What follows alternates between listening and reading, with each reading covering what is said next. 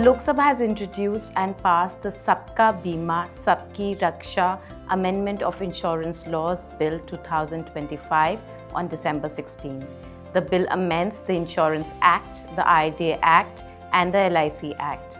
As the nomenclature of the bill suggests, its objective and intent is to enable a regulatory environment to provide insurance protection for all. Liberalization of the sector. One of the most significant reforms is the increase in the FDI cap from 74% to 100%, fully liberalizing foreign ownership in Indian insurance companies subject to prescribed conditions. In this context, the draft rules issued by the Ministry of Finance earlier this year, significant compliance relaxations such as removal of residency requirements for majority of directors and KMPs, omission of obligation for insurers with more than 49% foreign investment to maintain 50% independent directors, and omission of requirement to maintain 50% of net profits for the financial year in general reserve under specified solvency conditions. These measures are expected to encourage new entrants, consolidate joint ventures, and attract greater foreign investment.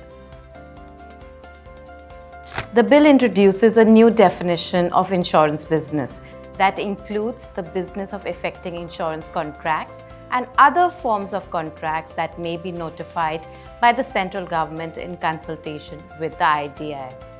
While the bill does not specify additional permissible activities which can be undertaken by an insurance company, it provides enabling powers to the central government and the IDI to allow insurers to prescribe to such businesses in the future without amending the Insurance Act.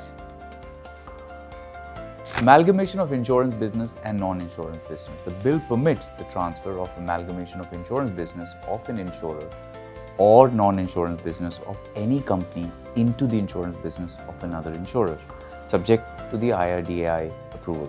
This is a major shift from the current regime, which only allows amalgamation of or transfer of insurance business between insurers of the same class. The resultant entity must always remain an insurance company, and the regulator will need to prescribe regulatory framework for such amalgamations. The bill reduces the net own fund requirement for foreign reinsurance branches, including Lloyd's, from 550 million USD to 110 million USD, aligning with the IFC-based reinsurers. It also clarifies that no foreign entity may carry on insurance business in India other than for reinsurance. The definition of insurance intermediaries has expanded to include managing general agents, recognizing their underwriting and distribution capabilities. The bill also introduces perpetual registration for intermediaries similar to insurance companies, though references to renewal applications indicate that a clarification will be required from the IDA. The bill also empowers IDA to suspend or cancel registration of an intermediary whose holding company or joint venture partner has its principal base of business in a country outside India, and such holding company or joint venture partner has been debarred for practice under law.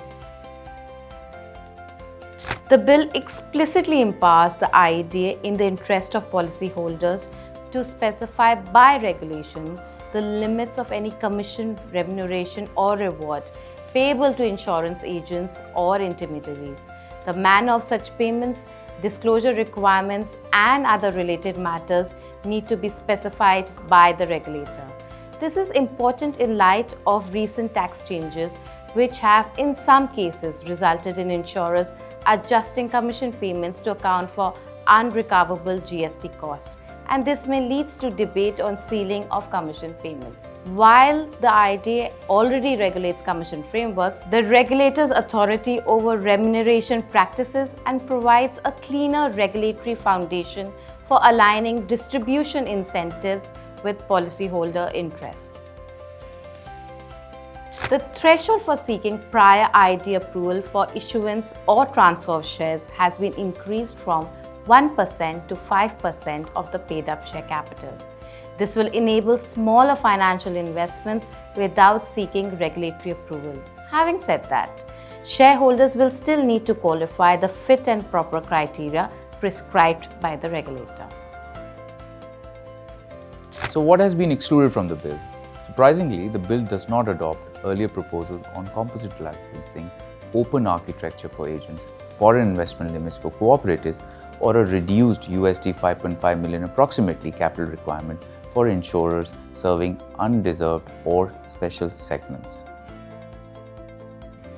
The bill is a significant step toward liberalizing and modernizing the Indian insurance sector. It strengthens governance, enhances regulatory enforcement, and opens the sector to deeper foreign participation. With approval from the Lok Sabha, the bill now moves to Rajya Sabha and will subsequently require presidential assent before coming into force. Its effective implementation will depend on timely changes, the foreign investment rules, and of course, the IIDA regulations.